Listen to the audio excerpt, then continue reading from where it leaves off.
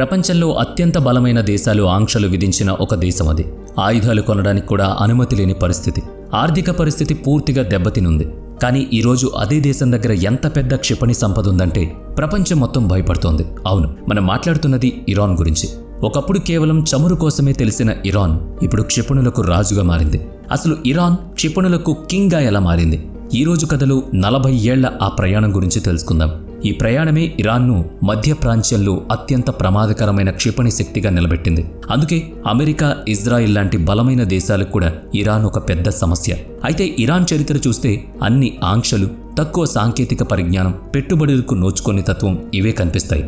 మరి ఎలా సాధ్యమైంది? ఈ కథ 1980లో మొదలవుతుంది. అప్పుడు ప్రపంచం చూపు మొత్తం మధ్య ప్రాంత్యం మీద ఉంది. ఇరాన్లో అప్పుడే ఇస్లామిక్ విప్లవం జరిగింది. షాను గద్దెపై నుంచి దించేసి అయతుల్లా ఖొమేనీ అధికారంలోకి వచ్చాడు. అమెరికా ఇంకా దాని మిత్ర దేశాలకు ఇది అస్సలు నచ్చలేదు. అదే సమయంలో ఇరాన్ శత్రువు ఇరాక్ అధ్యక్షుడు సద్దాం హుస్సేన్ ఒక ఎత్తు వేశాడు. ఇరాన్ ఇంకా తన కాళ్ల మీద తాను నిలబడలేదు. దాని సైన్యం చిన్నాభిన్నంగా ఉందని భావించాడు. ఇరాన్పై దాడి చేయడానికి ఇదే సరైన సమయం అనుకున్నాడు. 1980 సెప్టెంబర్ 22న సద్దాం తన సైన్యానికి ఆదేశాలిచ్చాడు. అలా ఇరాన్ ఇరాక్ యుద్ధం మొదలైంది. మొదట్లో ఇరాక్ సైన్యం ఇరాన్ సరిహద్దు మీద దాడి చేసింది. కానీ తొందరలోనే సద్దాం ఇంకొక ప్రమాదకరమైన వ్యూహం పాటించాడు. ఇరాన్లో ఉన్న పెద్ద పెద్ద నగరాలపైన స్కడ్ క్షిపణులు వదలడం మొదలుపెట్టాడు. ఇందులో టెహ్రాన్, ఇస్ఫహాన్, అబాదాన్ లాంటి నగరాలు వరుస పేలుళ్లతో దద్దరిల్లాయి. మార్కెట్లు, బడులు, చివరికి జనం నివసించే ప్రదేశాలు కూడా సురక్షితంగా లేవు. వేల మంది చనిపోయారు. లక్షల ఇళ్లు నాశనమయ్యాయి. అప్పుడు ఇరాన్ పరిస్థితి ఎలా ఉంటుందో ఒక్కసారి ఊహించుకోండి. ప్రజలు భయంతో బతుకుతున్నారు. ప్రతి రాత్రి ఆకాశం నుంచి నిప్పులు కురుస్తున్నాయి. కానీ తిరిగి సమాధానం చెప్పడానికి ఇరాన్ దగ్గర ఏమీ లేదు. ఇరాన్కు ఉన్న పెద్ద సమస్య ఏంటంటే అమెరికా మరియు యూరప్ దానిపైన కఠినమైన ఆంక్షలు విధించాయి. అంటే ఇరాన్ ఎక్కడి నుంచి ఆయుధాలు కానీ క్షిపణులు కానీ కొనుక్కోలేదు. అదే సమయంలో ఇరాక్కు మాత్రం ప్రపంచం నుంచి బాగా సహాయం లభిస్తోంది. America, Soviet Union, France, Germany అన్ని దేశాలు సద్దాంకు ఆయుధాలు సరఫరా చేస్తున్నాయి. ప్రపంచమంతా కలిసి ఇరాన్ను ఒంటరిని చేశాయి. అసలు అన్ని దేశాలు ఇరాన్కు ఎందుకు వ్యతిరేకం? ఇది మీకు వచ్చే ప్రశ్న. నేను ముందు చెప్పినట్లు షాను తొలగించి అయతుల్లా ఖొమేనీ అధికారంలోకి రావడమే పెద్ద కారణం. ఎందుకంటే షా అమెరికాకు చాలా మంచి మిత్రుడు. షా కాలంలో ఇరాన్, అమెరికా మరియు యూరప్కు నమ్మకమైన స్నేహితుడు. కానీ ప్రభుత్వం మారిన తర్వాత మేం పశ్చిమ దేశాలకు బానిసలం కాదు అని ఇరాన్ తెగేసి చెప్పింది. అక్కడే అమెరికా, యూరప్తో సంబంధాలు శత్రుత్వంగా మారాయి. అంతేకాకుండా అమెరికా నశించాలి అంటూ నినాదాలివ్వడం, ఇజ్రాయిల్ను బహిరంగంగా వ్యతిరేకించడం చేశారు. ఇరాన్ ఇస్లామిక్ విప్లవం సౌదీ, కువైట్, బహ్రెయిన్ లాంటి అరబ్ దేశాలకు పాకుతుందేమో అని భయం కూడా వేసింది. అందుకే అమెరికా, యూరప్ దేశాలు ఇరాక్కు చెందిన సద్దాం హుస్సేన్ను ఒక అడ్డుగోళ్ల వాడుకున్నాయి. ఇరాన్ను ఆపడానికి సద్దాంకు డబ్బులు, ఆయుధాలు, సాంకేతిక పరిజ్ఞానం దండిగా అందాయి. ఇలా ఇరాన్ ప్రపంచంలో ఒంటరి అయిపోయింది. చివరికి చావో రేవో అనే పరిస్థితి. ఇలాంటి పరిస్థితుల్లో ఇరాన్ నాయకులు మరియు శాస్త్రవేత్తలు ఒక చారిత్రాత్మక నిర్ణయం తీసుకున్నారు. మనం బతకాలంటే మనమే స్వయంగా క్షిపణులు తయారు చేసుకోవాలి. ఇది కేవలం ఒక ఆయుధం విషయం కాదు, ఇరాన్ అస్తిత్వానికి, గౌరవానికి సంబంధించిన విషయం. ఇదే ఆ క్షణం ఇరాన్ను క్షిపణుల వైపు నడిపించింది. ఈ మార్గం రాబోయే 40 ఏళ్లలో ఇరాన్ను ప్రపంచంలో ప్రత్యేకంగా నిలబెట్టింది. 1940లో జరిగిన భయంకరమైన యుద్ధం ఇరాన్కు ఒక విషయం స్పష్టం చేసింది. మనం బతకాలంటే మన ఆయుధాలు మనమే తయారు చేసుకోవాలి. కానీ ఎలా? ఎందుకంటే ఇరాన్ దగ్గర సాంకేతికత లేదు, వనరులు లేవు, పైగా ప్రపంచం నుంచి మొండి చెయ్యి. ఇప్పుడు ఇరాన్ ఒక ఉపాయం ఆలోచించింది. ప్రపంచంలో పెద్ద దేశాలను ఎదిరిస్తున్న ఇతర దేశాలతో రహస్యంగా చేతులు కలపడం. అమెరికాను బహిరంగంగా వ్యతిరేకించే లిబియా, ఆయుధాలమ్మి డబ్బు సంపాదించాలనుకున్న చైనా, అన్నిటికంటే ముఖ్యంగా ఉత్తర కొరియా. అప్పటికే ప్రపంచానికి దూరంగా బ్రతుకుతున్న ఉత్తర కొరియా ఇరాన్కు మంచి మిత్రదేశం అయింది. ఉత్తర కొరియా తన దగ్గర ఉన్న స్కడ్ క్షిపణులను ఇరాన్కు అమ్మేసింది. ఇరాన్ ఈ క్షిపణులను కొనుక్కుంది. కానీ కేవలం వాడకానికి మాత్రమే కాదు, ఇరాన్ శాస్త్రవేత్తలు వాటిని విప్పి పరిశీలించడం మొదలుపెట్టారు. ప్రతి చిన్న నట్టు, ప్రతి తీగను జాగ్రత్తగా గమనించారు. ఇదే వారి అసలైన వ్యూహం. దీన్నే రివర్స్ ఇంజనీరింగ్ అంటారు. అంటే వేరే వాళ్ళు తయారు చేసిన సాంకేతికతను అర్థం చేసుకోవడం, దాన్ని కాపీ కొట్టి బలంగా మార్చడం. ఈ ప్రయత్నంలో బయటకొచ్చిన మొదటి ఫలితమే షహాబ్. షహాబ్ 2 క్షిపణులు. ఇవి ఉత్తర కొరియా స్కడ్ క్షిపణులు జిరాక్స్ కాపీ లాంటివి. వీటి పరిధి 300 నుంచి 500 కిలోమీటర్లు మాత్రమే. పరిధి తక్కువైన శత్రువుల నగరాలపై దాడికి ఈ మాత్రం సరిపోతుంది. ప్రపంచానికి ఇవి చిన్న క్షిపణులు అనిపించవచ్చు, కానీ ఇరాన్కు ఇవి తొలి అడుగు. మనం తలుచుకుంటే ఎంత పెద్ద సాంకేతికత అయినా సాధించొచ్చని నమ్మకం వచ్చింది. ఇరాన్ వీటిని కాపీ చేసి వదిలేలేదు. మెల్లగా వాటిలో మార్పులు చేసింది. దూరాన్ని ఛేదించడం, ఖచ్చితత్వం, ఇంధన వ్యవస్థ అన్నీ మార్చేసింది. ఇదే వారి శాస్త్రవేత్తల అసలైన విజయం. ఈ మార్పు మామూలుగా ఉండలేదు. తర్వాత క్షిపణిలో రారాజుగా మార్చింది. ఎప్పుడైతే ఇరాన్ తన సొంత షహాబ్ క్షిపణులు తయారు చేసుకుందో ప్రపంచం అప్రమత్తమైంది. అమెరికా, యూరప్ వెంటనే కొత్త ఆంక్షలు విధించాయి. ఇరాన్కు క్షిపణి సాంకేతికత దొరికితే మధ్యప్రాచ్యం మొత్తం ప్రమాదం పాలవుతుందని ఎగదోసింది. కానీ ఇరాన్ వెనక్కి తగ్గలేదు. ఇప్పటికీ రహస్యంగా ఉన్న ఒక ప్రణాళికను అమలు చేసింది. అదే భూగర్భ క్షిపణి సామ్రాజ్యం. బహిరంగంగా ఫ్యాక్టరీలు పెడితే అమెరికా లేదా ఇజ్రాయెల్ వెంటనే వాటిని నాశనం చేస్తాయి.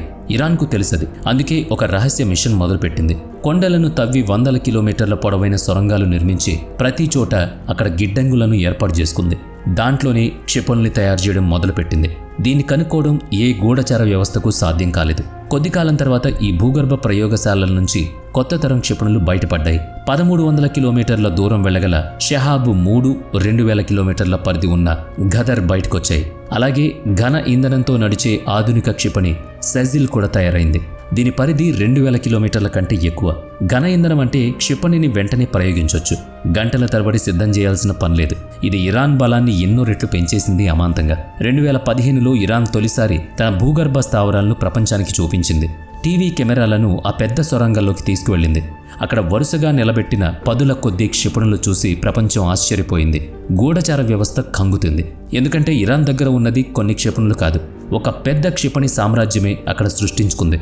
ఇరాన్ దగ్గర ఇలాంటి 100ల కొద్దీ భూగర్భ స్థావరాలున్నాయి. వాటిని కనిపెట్టడం దాదాపు అసాధ్యం. ఎందుకంటే పరిస్థితి చేయి దాటిపోయిందప్పటికే. ఒకవేళ యుద్ధం జరిగితే ఆ క్షిపణులు ప్రయోగించబడితే ప్రపంచ పటంలో చాలా దేశాలు ఎగిరిపోతాయి.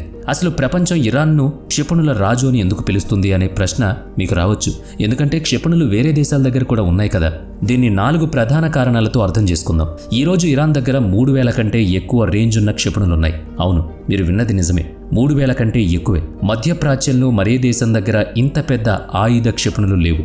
సౌదీ అరేబియా, యుఏఈ లేదా ఇజ్రాయిల్ లాంటి దేశాల దగ్గర ఆధునిక సాంకేతికత ఉండొచ్చు, కానీ సంఖ్య మాత్రం తక్కువ. ఇరాన్ దగ్గర రకరకాల క్షిపణులున్నాయి. తక్కువ దూరం నుంచి ఎక్కువ దూరం వెళ్లే వరకు అచ్చం ఒక రెడీమేడ్ బట్టల దుకాణంలో ఉన్నట్లు ఇరాన్ ఆయుధాగారంలో క్షిపణులు కోకొలలు. ఉదాహరణకు 300 కిలోమీటర్ల దూరంలో దాడి చేయాలంటే ఫతే 110 ఉంది. 1300 నుంచి 2000 కిలోమీటర్ల మధ్య దాడి చేయాలంటే షహాబ్ 3 లేదా ఘదర్ ఉంది. ఇవే కాకుండా 2000 కిలోమీటర్ల కంటే ఎక్కువ దూరాన్ని ఛేదించడానికి సెజిల్ ఉంది. అలాగే నేలకు దగ్గరగా ప్రయాణించే సోమర్ మరియు హువేజే లాంటి క్రూయిజ్ క్షిపణులున్నాయి. ఇప్పుడు డ్రోన్లు మరియు బాలిస్టిక్ క్షిపణులు కూడా వాళ్ళ సొంతం. ఇరాన్ తన మీద పడిన ఆంక్షల నుంచి ఒక పాఠం నేర్చుకుంది.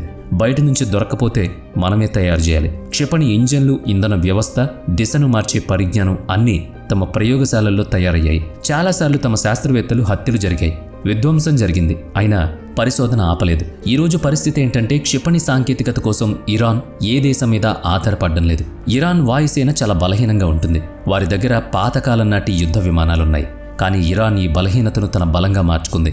వాయుసేన స్థానంలో క్షిపణి దళాన్ని తన ప్రధాన ఆయుధంగా మోహరించింది. అందుకే రేపు ఇరాన్కు ఏదైనా పెద్ద దేశంతో గొడవ జరిగితే విమాన దాడులకు బదులుగా క్షిపణి దాడులు జరుగుతాయి. ఇరాన్తో యుద్ధం అంటే ఆ క్షిపణులు మధ్యప్రాచ్యం మొత్తాన్ని నాశనం చేసేస్తాయి. అమెరికా, ఇజ్రాయెల్ చాలాసార్లు బహిరంగంగానే చెప్పాయి. అంటే ఇరాన్ ఎంత గట్టిగా తన బలాన్ని పెంచుకుందో దీన్ని బట్టి అర్థమవుతుంది. క్షిపణులు అంటే కేవలం కవాతులో చూపించేవి మాత్రమే కాదు, యుద్ధభూమిలో శత్రువులను నేరుగా కొట్టినప్పుడే వాటి అసలైన సత్తా. ఇరాన్ ఈ విషయాన్ని ప్రపంచానికి చాలాసార్లు నిరూపించింది. 2020 జనవరి నెలలో అమెరికా ఒక డ్రోన్ దాడి చేసి ఇరాన్ ముఖ్య నేత జనరల్ ఖాసిం సులేమానీని చంపేసింది. ఇరాన్ మొత్తం కోపంతో రగిలిపోయింది. ఇరాన్ కేవలం తన నిరసన వ్యక్తం చేస్తుంది, ఉపన్యాసాలు ఇస్తుంది అని ప్రపంచం అనుకుంది. కానీ 2020 జనవరి 8 ఉదయం ఇరాక్లో ఉన్న అమెరికా వైమానిక స్థావరం ఐన్ ఆల్ అసద్ పైన ఇరాన్ డజన్ల కొద్దీ బాలిస్టిక్ క్షిపణులను ప్రయోగించింది. ఆ క్షిపణులు ఎంత ఖచ్చితంగా పడ్డాయంటే అక్కడ భవనాలు ధ్వంసమయ్యాయి. చాలామంది అమెరికా సైనికులు అక్కడి నుంచి పారిపోయారు. డజన్ల కొద్దీ సైనికులు మెదళ్లు తీవ్రంగా దెబ్బతిన్నాయి. అన్నిటికంటే ఆశ్చర్యకరమైన విషయం ఏంటి అంటే అమెరికా వాటిని అడ్డుకోలేకపోయింది. జూన్ 2019లో గల్ఫ్ ఆఫ్ ఒమన్లో 2 చమురు నౌకల మీద క్షిపణి మరియు డ్రోన్ దాడులు జరిగాయి. అప్పుడు ప్రపంచం చూపు మొత్తం ఇరాన్ వైపు మళ్లింది. అంతేకాకుండా అదే సంవత్సరం సెప్టెంబర్లో సౌదీ అరేబియాకు చెందిన ప్రపంచంలోని అతిపెద్ద చమురు సంస్థ ఆరామ్కో మీద కూడా క్షిపణి, డ్రోన్ దాడులు జరిగాయి. దీనివల్ల కొన్ని నిమిషాల్లోనే సౌదీ చమురు ఉత్పత్తి సగానికి పడిపోయింది. దీని ప్రభావం కేవలం మధ్యప్రాచ్యం మీదే కాదు, ప్రపంచ ఆర్థిక వ్యవస్థ మీద పడింది. సో ఇరాన్ క్షిపణులను కేవలం తన సైన్యం దగ్గర పెట్టుకోలేదు, తమ మిత్రపక్షాలకు, తన మద్దతు ఇచ్చే వర్గాలకు కూడా పంచిపెట్టేసింది. ఇప్పుడు ఇరాన్ను కదిపితే తేనె తుట్ట మీద రాయి వేసినట్టే. అందుకే ఇరాన్ ఇప్పుడు క్షిపణులకు రారాజు అనబడుతోంది.